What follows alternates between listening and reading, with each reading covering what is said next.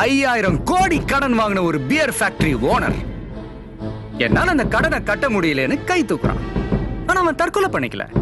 அவனுக்கு லோன் கொடுத்த அதிகாரிகளும் தற்கொலை பண்ணிக்கல. ஆனா 5000 ரூபா கடன் வாங்கின ஒரு விவசாயி அதை கட்ட முடியாம வட்டி மேல வட்டி ஏறி பூச்சி மருந்து குடிச்சு தற்கொலை பண்ணிக்கிறான்.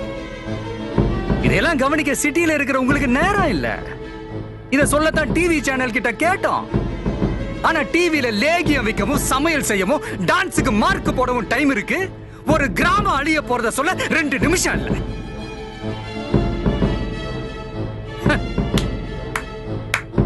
இந்தியாவுக்கு ஃபேக்டரியே வேணாம்னு நாங்க சொல்ல வரல.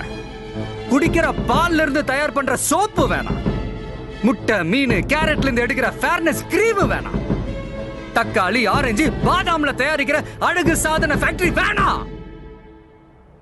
இந்தியாவுல விட்டமின் குறைபாடுனால ஒரு நாளைக்கு 5000 குழந்தைங்க இறந்து போறாங்க.